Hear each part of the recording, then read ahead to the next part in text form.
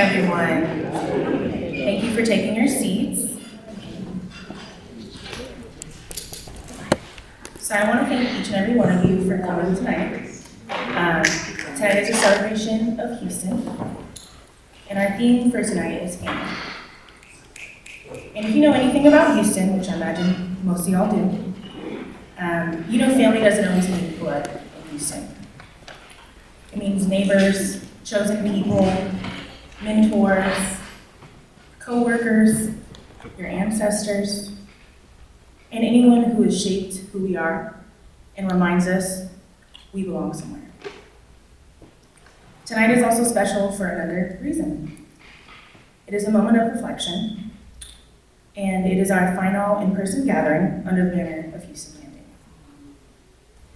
And much like our work tonight and throughout these past 2 years, tonight is about real people and real community. Thank you for taking a chance on this evening tonight, listening to strangers, which can be different, but also taking a chance on Houston Landing. I want to thank my speaker, Dennis and Kirk, who have been so helpful and accommodating to get us here tonight. I also want to be clear about tonight's purpose. Whether you've been to one of our previous storyteller events or not, know that tonight isn't a TED Talk, it's not an inspirational speech, it isn't a amateur comedy night, it's not a slideshow. This is about stories and storytelling. And storytelling is based on visiting. And we all know how to visit. You open your heart, your mind, and you pay attention to the person you care about and the person you want to learn more about. So we invite you tonight to listen to 5 of your neighbors. And some of their stories are polished, some of them are casual, fun, some are breezy. Others allow you to reflect on some complicated truths. We ask that you receive all of them because that's how community connectivity happens for all of us. Each of these people volunteered for over 2 months on their stories so they could share them with you tonight. So with that, I'd like to welcome our first storyteller, Adia.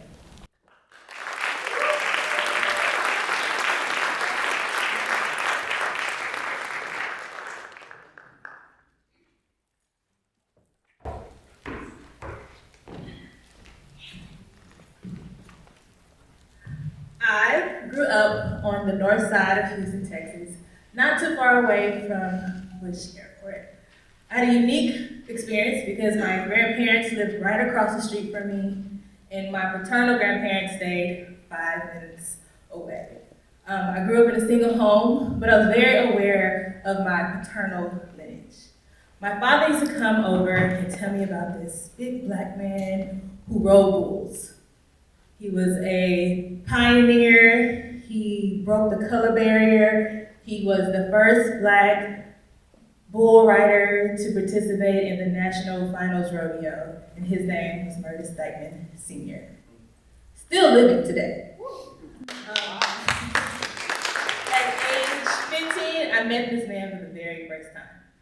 And so it was very interesting to see him, big black hands, kind of rounded because he is a real cowboy. I used to hear that our family had this black rodeo, right? And I'm like, what does that mean? And I went for the first time when I was 8. And I remember the smells, horse and cow manure has a strong smell. It says it printed in your memory. And I remember, hearing the crowds, cheer on the young people that were participating in our family's rodeo. I left Houston. I went to school called KIPP. I was there from 5th to 12th grade. I used to wake up at 5 a.m., get on the bus, go all the way to the south side, get back on the bus at 5 p.m., get home by 6 for a long time. I thank my mother now, but back then I hated it. And so going through that, I was still a city girl. I didn't really grow up in the rodeo, so I was just like, I go to rodeo when Beyonce comes to town, right? And that's what I did. But when I left Houston for 14 years. I went to Clark Atlanta University at HBCU in Atlanta. I stayed after I graduated, and I kind of gained skills I became a marketer. You know, I used to intern for the mayor of Atlanta. I lobbied in college, right? I had all these skills that Atlanta taught me that I did not know that I would one day have to use it in my family's business. So during the pandemic, life is different. You know, my father's brother, Uncle Greg, passes away during the pandemic. And I kind of reunite with my father's side of the family.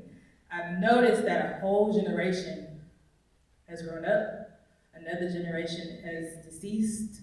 My grandmother is pushing 80, and my grandfather is pushing 90. And I noticed that being away, it was probably time to kind of come home because you see the next generation going from babies to preteens. So came home, I was like, this is great, but you know, I was still Atlanta. I still wanted to be Atlanta, but life changes that tone. I got pregnant. I had a baby, and then I came home, right? You know, like when you can't go anywhere else but home, thank God. So I came home pregnant, and I got, you know, reacquainted with my siblings. You know, we were now meeting in the middle. We could now run our family's rodeo. We could be a part of the legacy that Ernest Dightman Sr. had paved 65 years ago. It was important to me to kind of return, to help my sister in the concession stands, to see my brother run the back gate, to have my sister run the front gate, and kind of have this big party that we have in the country in Crockett, Texas, where our family annual rodeo is every Labor Day weekend. And so seeing that growth, right? Like one generation starts the rodeo and they try, you know, they do it, they're real cowboys, and I say real cowboys because my grandfather used to, on horseback, bring cows from market from, you know, East Texas all the way to Dallas. He's the original and last of a dying breed of black cowboys still here today. And in his legacy, I see that if we do not preserve it, it will disappear.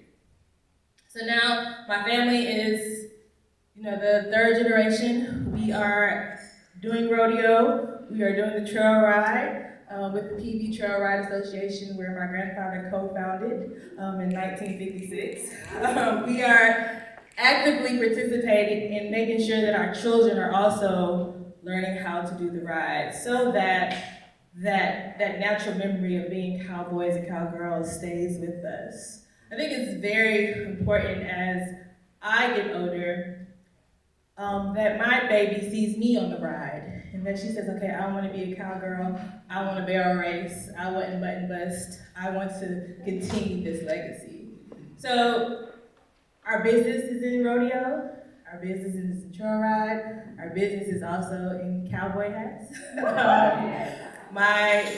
We took our father from selling cowboy hats out of his trunk like mixtapes to to putting, you know, the Dightman collection, a signature hat that my grandfather has worn and made for everyone to wear to a global platform. You know, it's important to us now that he is 90 years old next month, that he sees 5 living generations.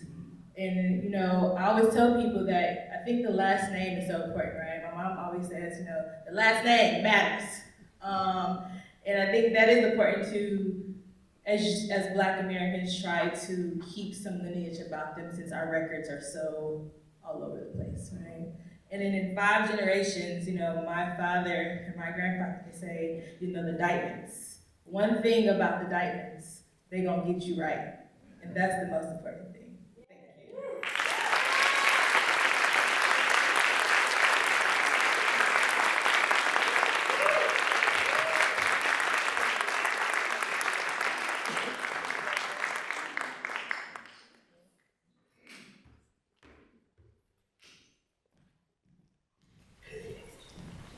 Ada, thank you so much for sharing your family legacy with us.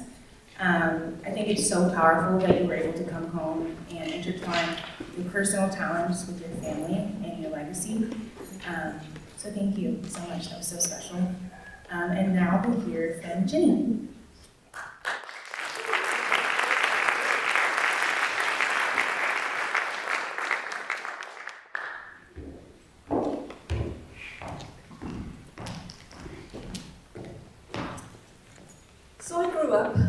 in a little white house in the state of Washington. And I live with my mom, and my dad, and my older sister, and a myriad of pets. And by all accounts, I just had a very normal and wonderful childhood. My mom was in charge of keeping our home, and she was in charge of making sure everything was ready so everybody else could be successful. And my dad was in charge of adventure, and he took us on the next great trail to hike and the next best place to camp, and gave my sister and I a real sense of confidence. I was always welcomed home as the years went on with really a hero's welcome at my house. And my mom would make sure that she always had my favorite food in the fridge and a beautiful meal on the table and my favorite chocolates nearby, and I always felt very welcomed. There was one thing that was different about my childhood than anybody else that I knew growing up, and that is that I was adopted. My sister and I were both adopted from different families. And people ask me all the time, well, gosh, what happened when you found out you were adopted? And, was it shocking? And the answer is, I actually have no idea how I was told that I was adopted. That was just part of my being. Maybe they had a little extra practice telling my sister, some trial and error. I'm not really sure how that went.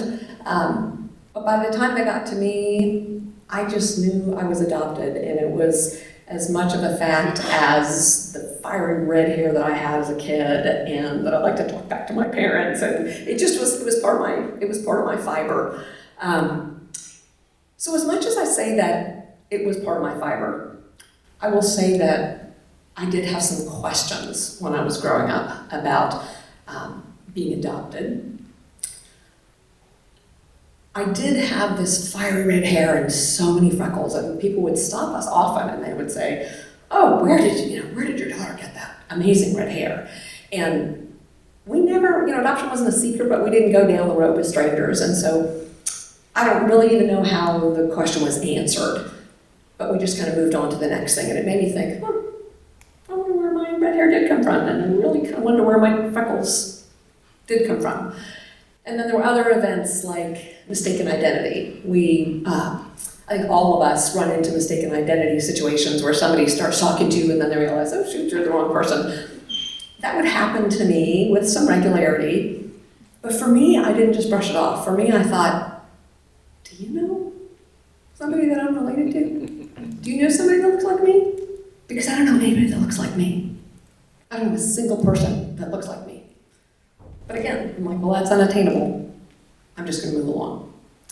And then I had the cool process of being lucky enough to have kids, and I could actually watch my DNA unfold there. My eldest kid actually looks just like me, and it's been really fun to watch him grow up and to know somebody that looks like me. I will say, though, that 2 of my children have these very beautiful blue eyes, and I have no idea where those eyes come from.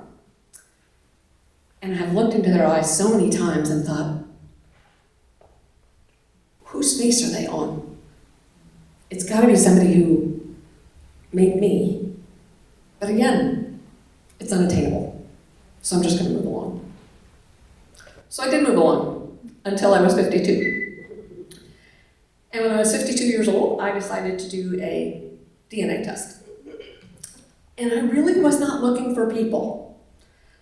I had my people. I had my family. I had my children. I had the cousins. I didn't feel like I was necessarily missing people.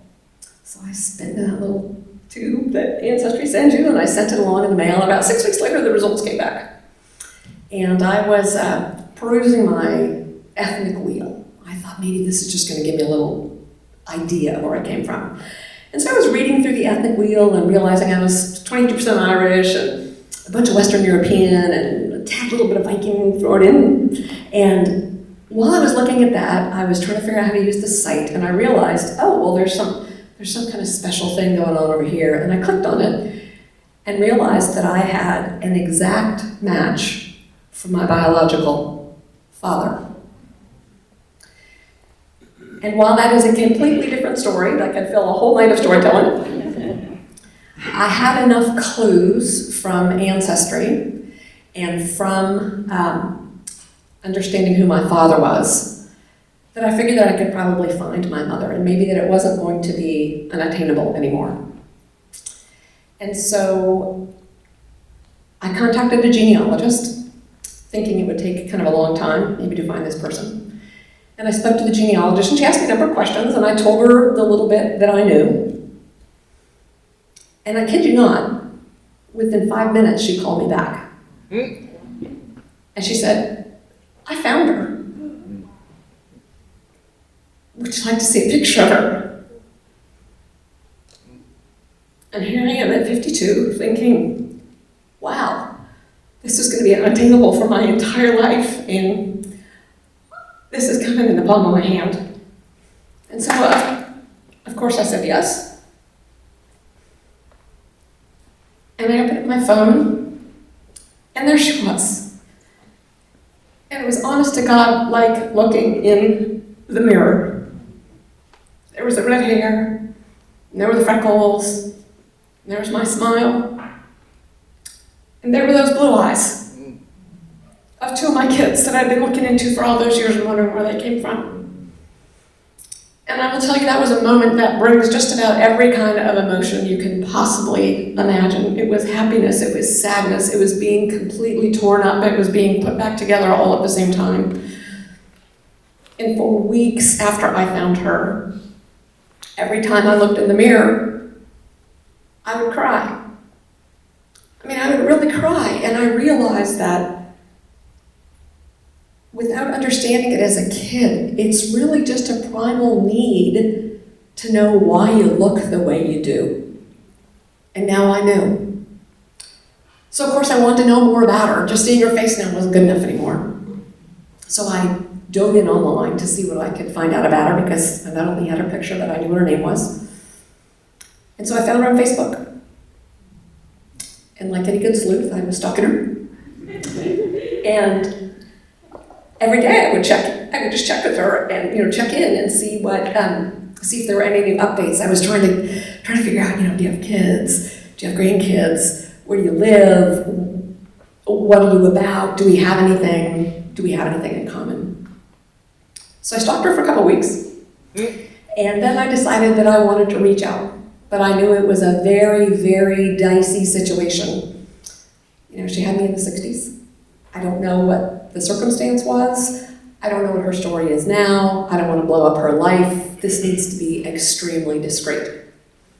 So I had a way of writing her an email where I was absolutely certain that it didn't matter who read this email, she was going to be the only person in the world that would know who was writing it. So I crafted this email, and I hit send, and I waited, incessantly checking my email. And the next morning I got up, and I thought, well, I haven't heard from her in email, let me log back onto Facebook. Maybe there's something new. And what happened when I logged into Facebook is that I couldn't see anything anymore. Because all of her privacy settings had changed, and I couldn't get a glimpse of her life anymore. And as painful as that was, it was an answer. I would so much rather have an answer than wonder, did she get the email or what happened? So I thought, well, I'm kind of back in the unattainable zone again, but here's what I'm going to do. I'm going to do the opposite of what she did. I'm going to take all the privacy settings off, because I want her to have an opportunity to see that the person she gave up for adoption is living a really happy, wonderful life, who's had the opportunity to do great things and has children of her own. And it's just kind of my way of saying thank you to her. You get a glimpse of my life, and maybe you'll understand that all those years ago you did the right thing. So I took off my privacy settings. And once again, I waited. And I waited. And I waited. For 4.5 years, I waited. Until one day, out of the absolute clear blue sky, she sent me a Facebook friend request. So of course I accepted. And what happened after that was a year of an email relationship. We never spoke to one another, but we spent a year emailing. And while I didn't learn anything about my genesis or about really so much about what the delay was about or anything like that, but what we each learned is that the other person was kind, and they were patient, and they were discreet, and they were willing to let this story unfold however it was going to unfold. So after a year of this email relationship, we made a plan to meet. So she and her husband were going to fly to a city, neutral city for both of us, and I was going to fly in as well, and we're going to meet each other. To say it's going out on a limb to do something like this is an understatement. So I got there a day early to get myself situated, and I had so many things running through my mind. I was worried that, what if this is cheating on the parents who raised me? They were really my parents, and they deserved all of my love and attention, and here I was, kind of straying, even though my parents were gone at that point. Were we going to get along for the weekend? Will we have enough to talk about? Will we have anything in common besides the way we looked? And I even worried about things like, what are you supposed to wear to meet your mother for the first time at 57? So I chose a casual black dress, pretty scarf, and I got myself ready, and I was just waiting in the hotel room all by myself. And my phone dinged, and it was her, and she said, "We're here. We're on the same floor, right down the hall. Come on down." And for my whole life, kind of meeting this woman and seeing her, holding her, speaking to her, had been completely unattainable, but I knew she was basically just on the other side of that door. And I kind of wanted to freeze, and I kind of wanted to run all at the same time. And one thing I did before I walked out the door is I took a picture of myself. And I thought, are you going to look different after this? Are you going to feel different after this? Are those holes going to be filled in? Are they going to be blown up? Like, what's going to happen? And I thought, well, there's nothing left for me to do. So I opened the door of the hotel room, and I looked to my left, and there she was, with her red hair, and her blue eyes, and her freckles. And she was just standing there waiting for me with her arms wide open. And I walked down the hall into her arms, and we hugged each other for a long time. And she kissed me on the cheek, which just about broke me wide open.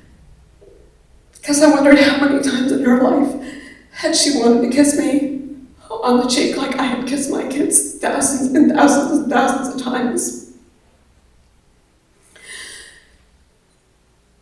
That moment began an absolute magical weekend of togetherness. And we ate all of our meals together, and we told stories, and we got to know each other, and I got to know things about her family. It was so beautiful that at the end of the weekend, her husband, who is, I now call him my third dad, he said, I wish we'd had all the time with you. And I would never renounce my parents for anything, but I was like, wow, these are some really amazing and quality people.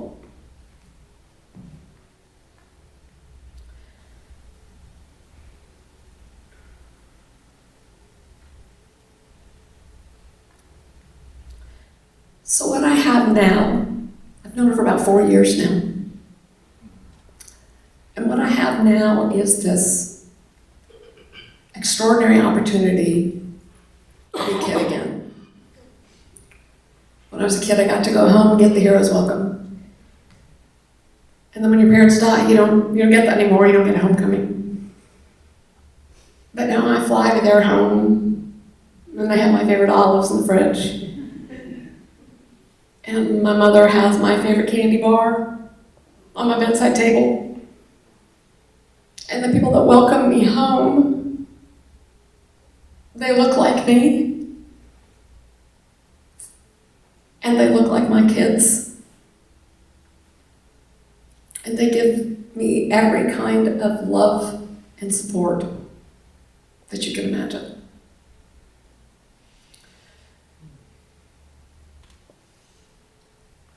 When I think about family and I think about the theme for tonight,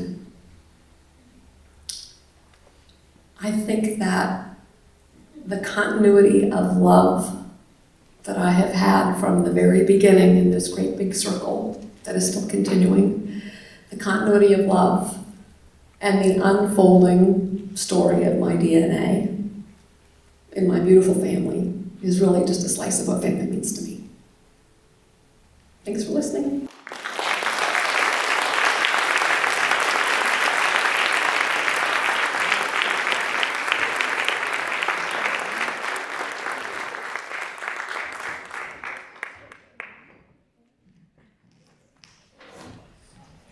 Everybody got their Kleenex? Okay. Ginny, I think I speak for the entire room when I say thank you for sharing your journey with us. Thank you for your courage and transparency. Thank you for that story. Thank you.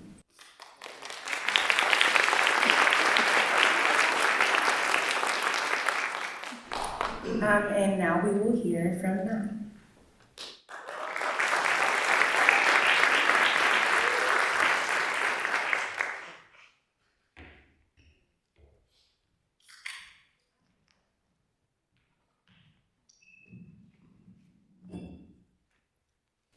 At the age of 6, I was seduced by the sensual pleasures of Salisbury steak. Swanson's was her name. And my brother and I would sit on the floor of our family room, this is the 1970s, in a family room that was wholly dedicated to the interior design of the 1970s, also known as 50 Shades of Brown. Brown shag carpet, brown wood-paneled walls, brown couch, brown entertainment system. The picture frames were filled with pictures of brown people. I mean, you could kind of figure that one out. And we were the first generation of latchkey kids, really. And so Swanson's and the television were our storytellers, our myth makers. Bo and Luke Duke, back when Confederate flags were cool for black folks. The Love Boat. Those were our stories. And the songs were songs like, my baloney has a first name, it's O-S-C-A-R. I know my audience. My baloney has a second name, it's Yes. These were the stories and the songs that made up my childhood, and but they were not our stories. Our stories were hidden. My mom was a teacher in the rough St. Louis public schools, and I rarely heard her stories. My dad, My dad was a cop in the St. Louis Police Department in the 70s. And then he moved out of that and he worked as a salesman for Southwestern Bell. And he sold big, thick books of yellow pages, that was what they were called, yellow pages, to rural families in mid-Missouri, farmers, black man, suit, company car, driving up a gravel road to sell a useless book to rural farmers. This was my dad. And I can't tell you a single story from that experience. Our stories came from television, and our nourishment came from Swanson's. And it wasn't that they were bad parents, it was that we were just distracted. But we were also, there was shame there as well. Some of the stories would come out later, after the statutes of limitations had expired. Like the story of my brother tells, always stories around the Thanksgiving table, of the story he tells of the real reason that the house caught on fire. Now, 6'5", 230-pound Marine, standing up and explaining and confessing why, here's how he did it. I saw the gasoline in the garage and I had an idea. That is how the story started. Let's allow the story to start with my brother, something dangerous or life-threatening, and then he has an idea. But the story ended with him talking about how the bushes caught and then the house caught on fire and he was running back and forth with a glass of water, throwing it on an inferno and just turning the water turned immediately to steam. And this story that started in shame 15 years before he told it ended in laughter around that table. It's actually now part of our family lore, right? And that was a story that he didn't tell because he was ashamed of it and he was afraid. But that shame turned into comedy after a certain period of time. Those are some of the rare moments of storytelling in our family. But the real stories, the stories about our family, the history, have been lost because of shame and fear. Like the story of my grandfather, who fled Forest City, Arkansas in the early 1900s, left in the middle of the night, got on a train somehow, and ended up in St. Louis. And when he got there, he changed his name from Gardner to Barnes. And with that moment, he completely extinguished the entire lineage of our family. And I didn't know about any of this until after his death, again sitting around the Thanksgiving table, where some of these stories slowly came out, but we still don't know why. Or the story of my grandmother. At age 93, as I'm starting to appreciate how little I know about our family, I said, hey, Grandma, we're sitting in her senior living apartment, and I got real close, because she was hard of hearing, and I said, hey, Grandma, can you tell me about your life back when you were a young girl in Mississippi? And when I asked her that, her face was always somewhat muted, and she got even more dark, looked out the window, and said, no, baby, no, we can't talk about that. But again, I was eager. I said, Grandma, come on, I really want to know. I was thinking that maybe these stories would turn to comedy, would turn to laughter over time, and she's just said no. And she died later that year.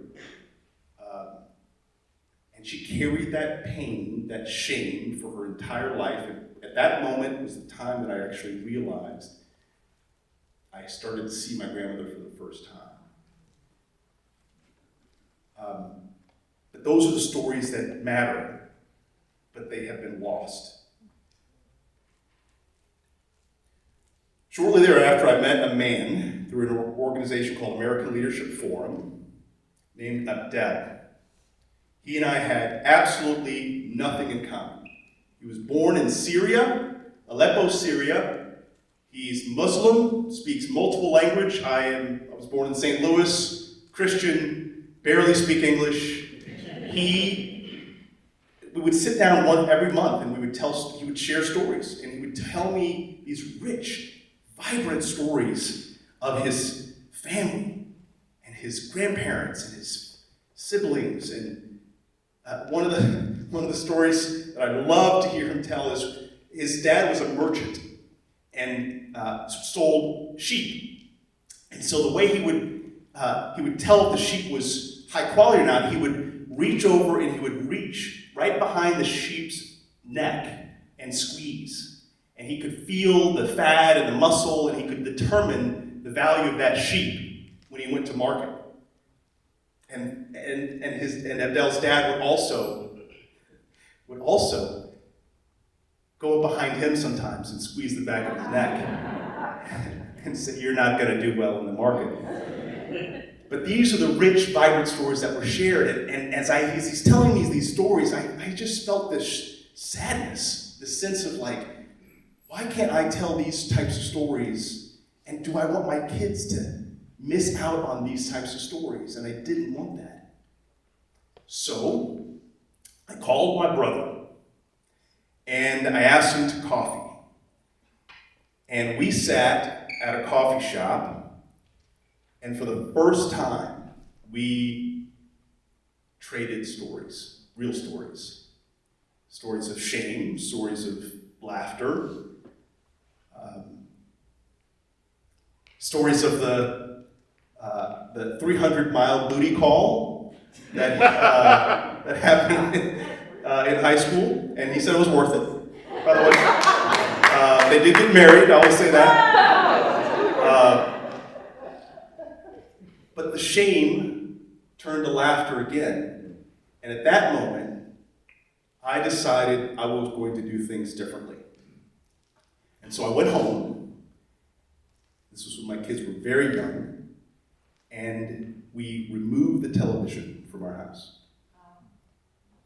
My kids are the only strange kids in America, I think, that grew up without a television. And we replaced that television with a large table. This table will seat 10 comfortably, 16 if everybody agrees to just use the right arm to eat and drink. And we use that table as our confessional, our communion table. And we tell stories, and we risk, and we lubricate it with food that has been passed down. We may not know the stories, but we do have the food that was passed down.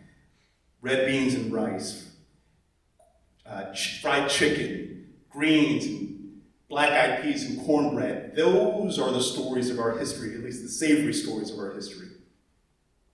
And that's the lubricant that we use to share. So now in our dining room that is richly colored, the pictures are still filled with brown people. We share.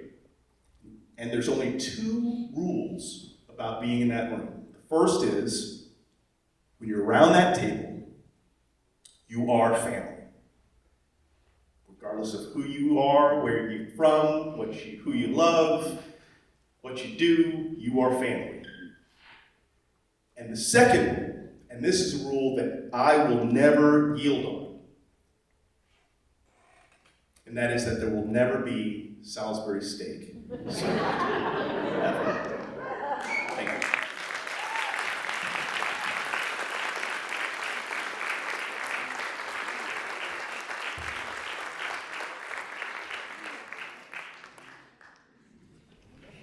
Thank you, Matt, for a story about stories and and honest reflections with your family, TV dinners, and just making space for the stories that you brought from along your family line.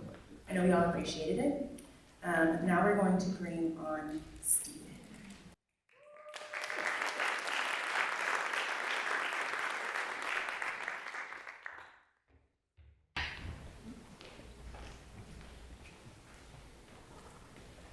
Earliest memories of my grandmother are all surrounded, and warmest memories, are all surrounded around Thanksgiving dinner.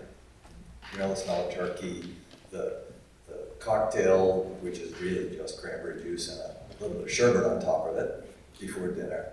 And of course that molded gelatin, anybody else know that? Gelatin mold that somehow suspended the fruit in the middle of that gelatin mold. I thought it was always fascinating, and it was part of the ritual of who she was. She was this sweet, kind, lovely human being that I felt love and compassion for, but she never really lifted things up, made me inspired. I thought, she's kind of meek. It was the way I thought she was. What a surprise it was for me to find out that in truth, this woman was a badass. In 1930, just 10 years after the 19th Amendment was passed and the right to vote was codified, she left home and went off to college. She was in classes, likely with very few other women in those classes with her. Her odds were pretty good. That's where she met my grandfather. But she was breaking the mold at that point. She went on to get a master's degree, and she worked outside the home the whole time that they were raising kids. My grandfather often, as a preacher, got criticized because his wife was working outside the home. These were times very different than what we know, what we live in today. My mother, similarly, was a professional woman, worked outside the home. My father washed dishes. My father taught me how to iron a shirt, a skill he learned being a young boy in a two-person working family. There's a little plaque over one of our sinks at a family piece of property that says, "I love a man with dishpan hands." So these were the role models I had, the symbols of what it means to be a man and to be a father, to be a husband, that went with me as I went off to college. Interestingly enough, I found myself drawn to a course of study that included a pretty heavy feminist emphasis. So many of my courses had hints of it, and I kind of got exposed to some of this stuff and learned about who I was as a man and the dynamics around that. And so when I had 3 electives my last semester, I took 3 feminist study courses. I will admit I was 21 years old, and I can't claim that there was nothing in that had to do, something actually had to do with, I knew my odds would be pretty good. And the good fortune would be that's where I met Lisa. One of our classmates, we started probably debating power issues with men and women and some of these things, or discussing them in a class, which turned into a friendship and hanging out for a while, and now 37 years of being married together.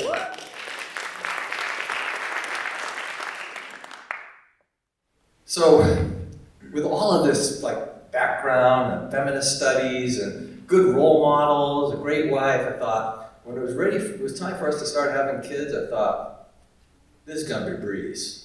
I got this nailed. I got all the elements needed to be just this really great dad. Gonna be super cool dad, too. Very cool dad. Gonna be caring and kind. I'm gonna be open. I'm gonna understand them. These girls are gonna be so lucky to have a dad like me. Little did I know how much learning and growing I still had to do. Amber, our firstborn, finally wanted to do sports. My dream was beginning to come true. She was involved in this basketball skills building program, and she was going and she was loving it, and she was enjoying it. I thought, man, I know how to do this. I know exactly what it takes to be a dad of a burgeoning athlete. The Olympic athletes, they always talk about their parents and how they pushed them hard, right? They never let them quit. So the day that Amber announced to me that she wasn't going to practice, all those instincts, so finely tuned for me, kicked in. And I made sure that she wasn't going to practice.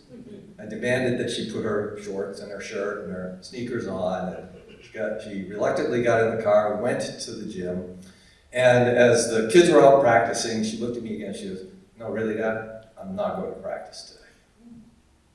See, Amber's a strong-willed woman, and one of the things I always appreciated about that was that she's likely not to have some guy or some person try to convince her to do something that she doesn't want to do. So there's a beauty in that, but in this moment, I'm her dad, and she's doing this basketball thing.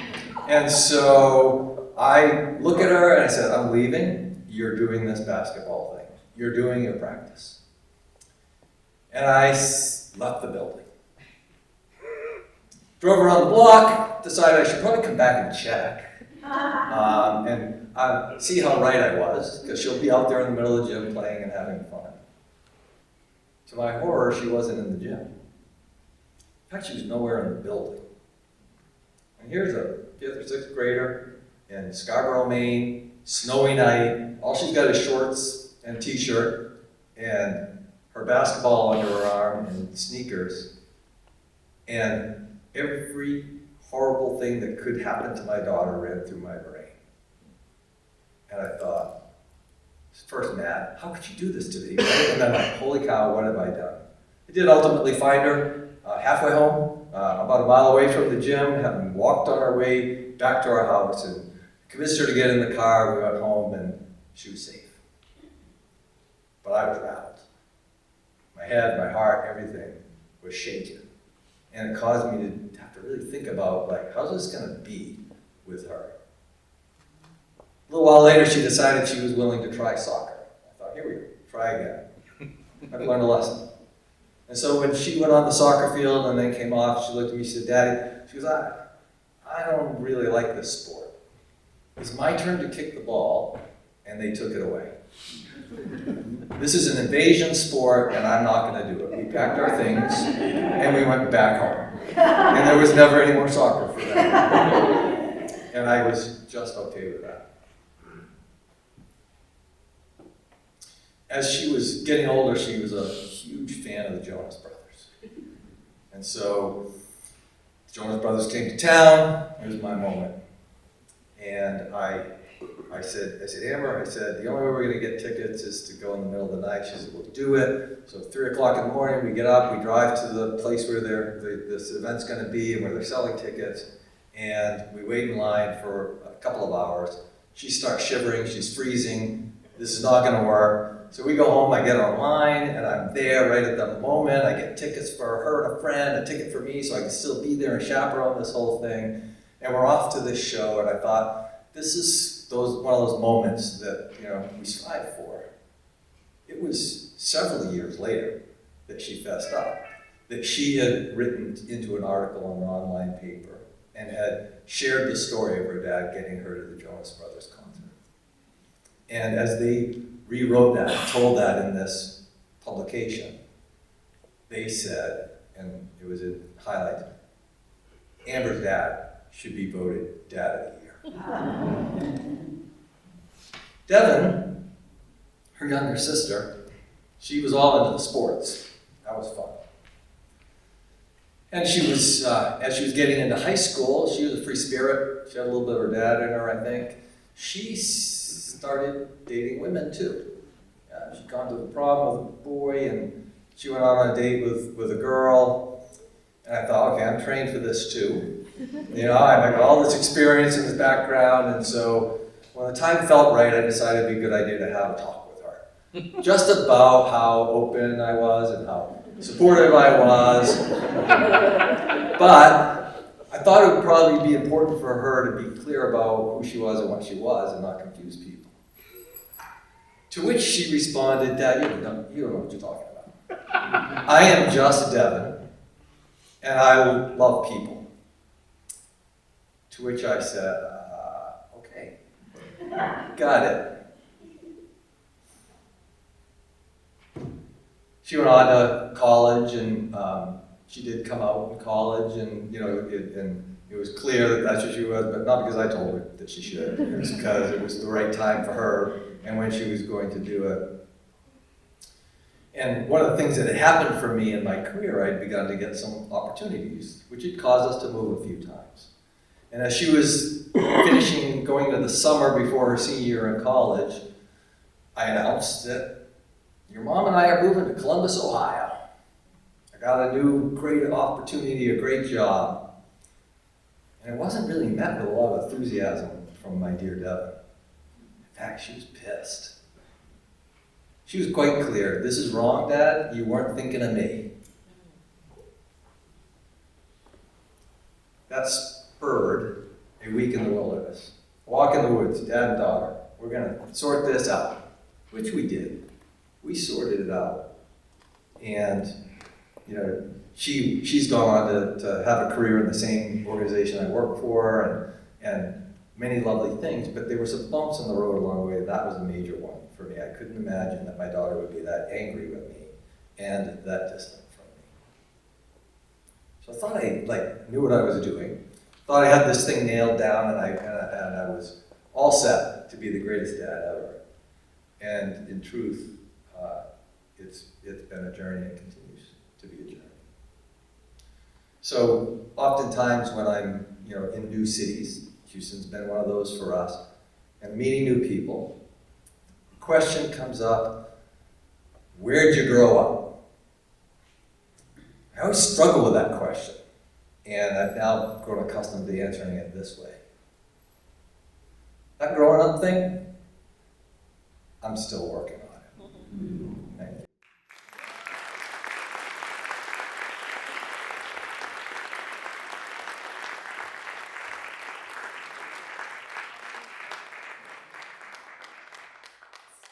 Thank you for your sense of humor, sharing the realities of being a girl dad.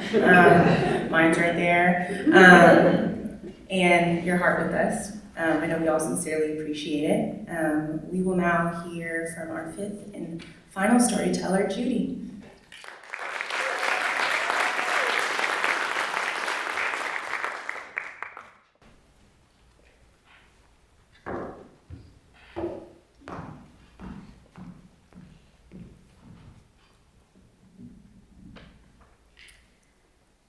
Well, I'm currently domesticating 2 wild animals that one day I hope to send back out into the civilized world. They are my teenage children, ages 15 and 13. I'm often told by my wise children that I, at the ripe age of 47, that I don't know anything. And my advice is out of touch with the modern world. And I am cringe. Humbling. But the thing is, I get it. I totally get the feeling of judging your parents. I remember the first time I judged my parents. It was when my mom wouldn't let me try out for the middle school cheerleading team. Even after I told her why it was important to me, she said, "What's so important about jumping around for sports wearing a short skirt?" And I said, well, it would mean that I would fit in, that I could contribute to my school's culture. And she said, but what about your grades? It would be a disgrace to your family if your grades dropped because you were jumping around in a short skirt. I remember how upset I was because she didn't understand how desperate I was to be American. And I realized that my actions were a reflection of the family. And my job was to not dishonor the family. I also remember the times when I was so embarrassed by my parents. Basically, all of the times they mispronounced or misused words. For example, the time we first went to McDonald's. Big deal for an immigrant family to go to McDonald's for the first time. And I remember my dad stepping up to the counter and ordering confidently and saying, I would like 4 McDonald's. And he repeated that a few times until he realized his mistake. To this day, this man still says strip malls as stripper malls. So now we all say stripper mall too. Or that time I called home and when I was in college and told my parents that I was going kayaking for the first time. A few days later, when I was talking with them, my dad said, "How is carjacking?" I told all my coworkers you had gone carjacking. I remember the time when I felt my parents were so out of touch with my world. Like the time they forgot to go to my high school graduation. My mom saw me get ready that morning and she was like, "Is this a thing? Like, do I need to go?" And I'm like, "Yeah, Mom, I think you should go." And so she quickly got ready. And unfortunately for my dad, he couldn't find anybody to cover him at the grocery store, so he wasn't able to attend. Now, despite my parents' best efforts in high school to focus all of my attention on grades and studying, I was so rebellious. I was such a rebel that I was student council president and all-district varsity athlete and, involved in all these clubs and activities. And in front of 640 of my graduating classmates in a stadium full of people, I received the one and only student award that day. And I remember walking up to the stage and thinking, how odd that this didn't make it onto their calendar. And then I remember when I wondered, do my parents love me? It was a few weeks into my freshman year in college. I started observing this strange thing where my freshman roommates would talk to their parents on the phone, and before they would hang up, they would say, "I love you."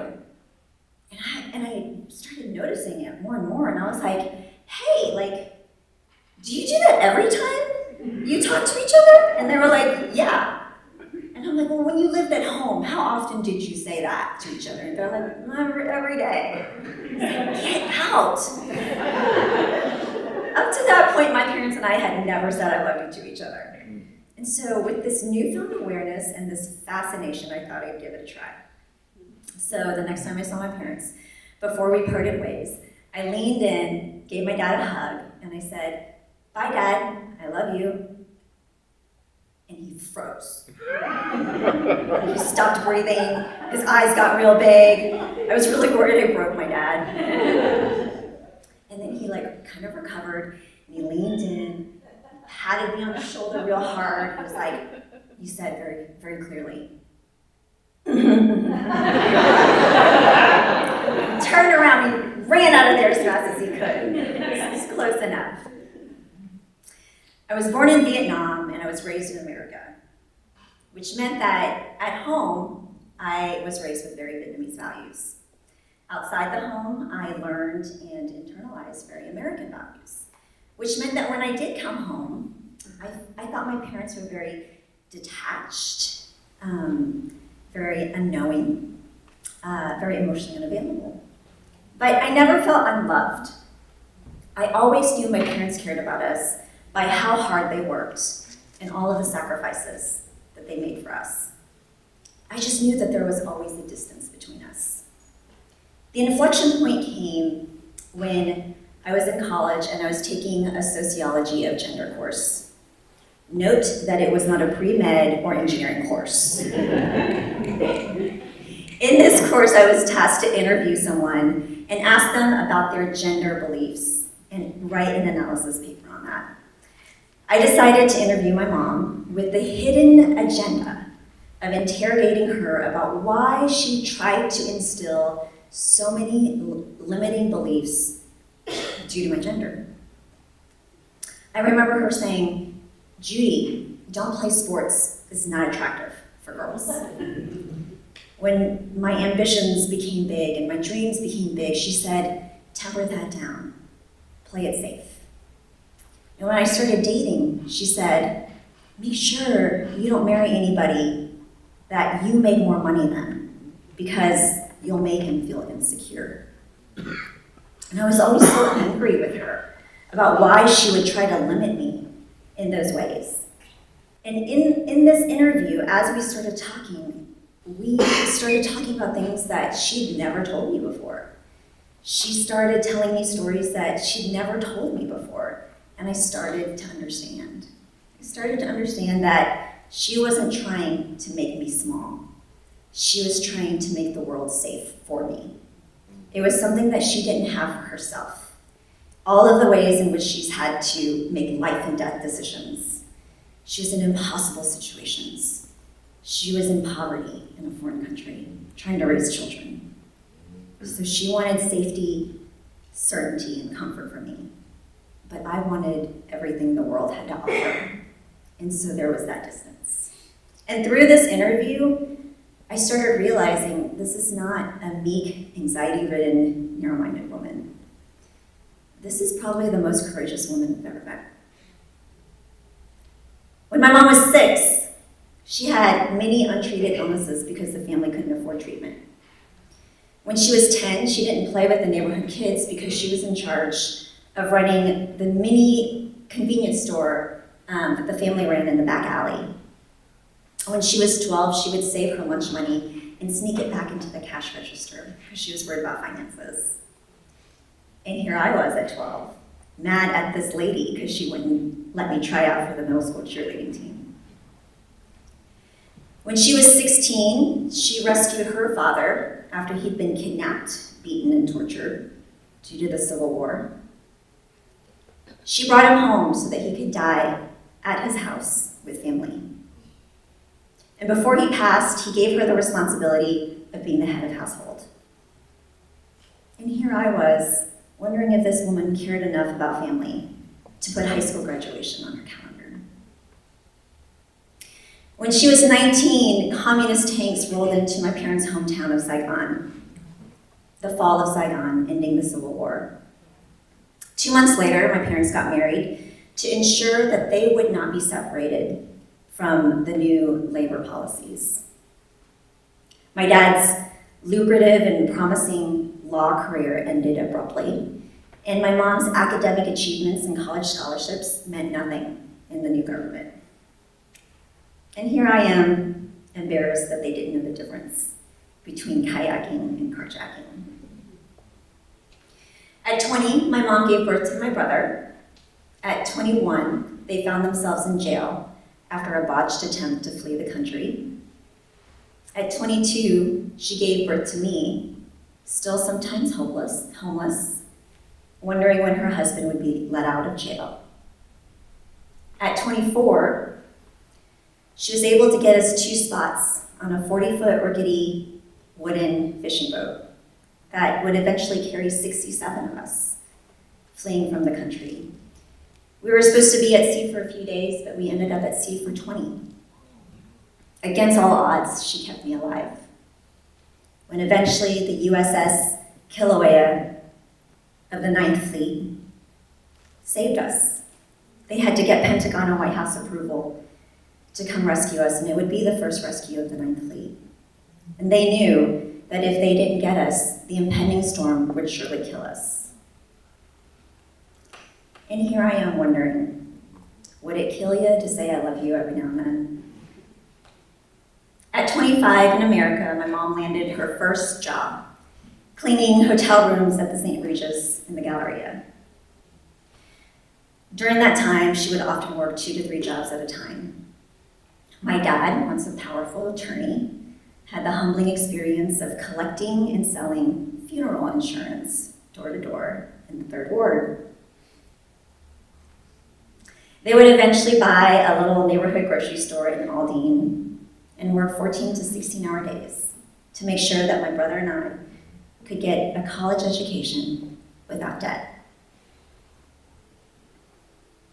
And here I was so angry that the only point of connection we seemed to have when I was growing up was them nagging me about focusing on grades.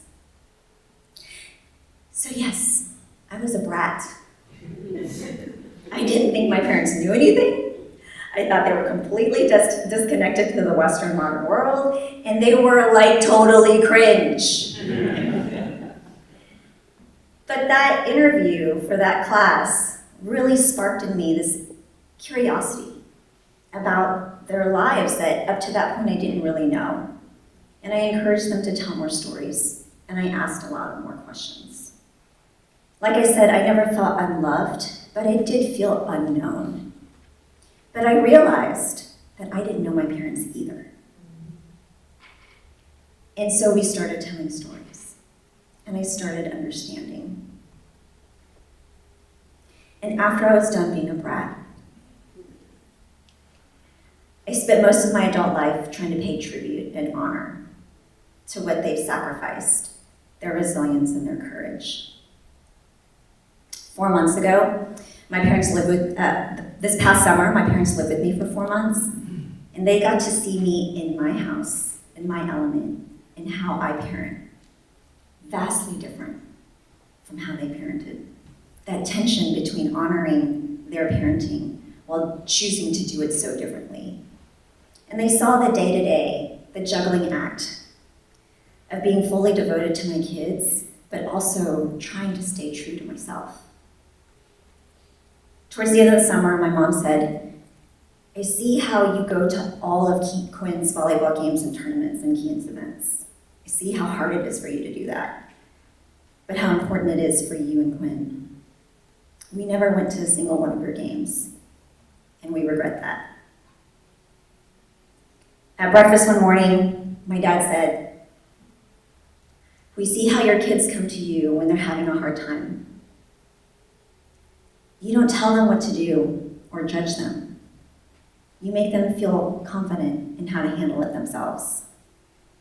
When we were growing up, we only knew that parenting meant to be authoritarian, that parents shouldn't talk to their kids about these things, and kids shouldn't talk to their parents unless spoken to. We didn't know any better, but we're learning from you. I understand that my parents did the best they could with what they had. They did a fucking phenomenal job.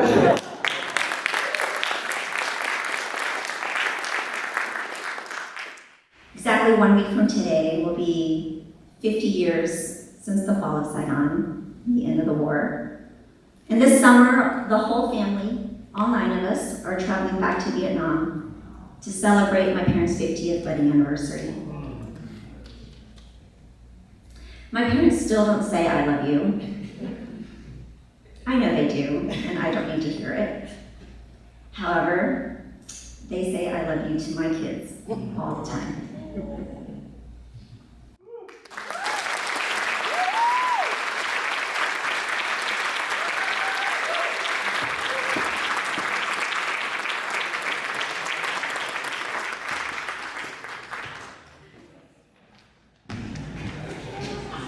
Great job, Judy.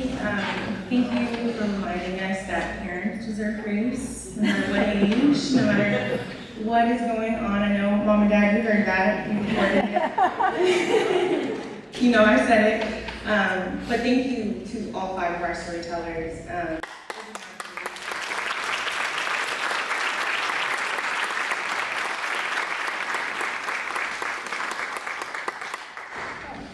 I also want to, in addition to thanking our storytellers, just acknowledge the message that you likely saw in your program tonight. And that is that Houston Landing is ceasing publication on May 15th. And while that is sad, I think this was a beautiful evening of celebrating family.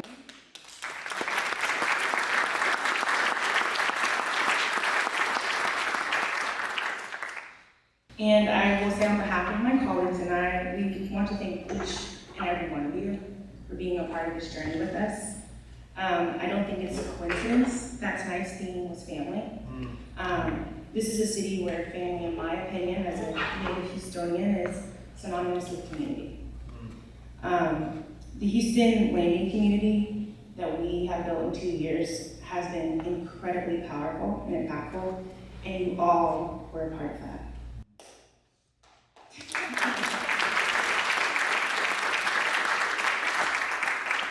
I want to say just very briefly, thank you for supporting this newsroom. Thank you for letting us into your inboxes. Thank you for letting us into your neighborhoods. and into your hearts over these past 2 years. A lot of you donated your money, your time, your energy, your heart. You pitched our stories, read our stories, forwarded our stories to your friends and family. You were Houston Landing. And you brought a city that is over, 650 square miles? It's closer together. This has made all of you family, in my opinion. And to my colleagues at Houston Landing that are here, thank you so much from the bottom of my heart. No matter what happens next, the impact we made was real, and the conversations you started, the people you reached, and the trust you built is not ever disappear. It's been a personal honor to work with each and every one of you, and I want to say thank you and good night.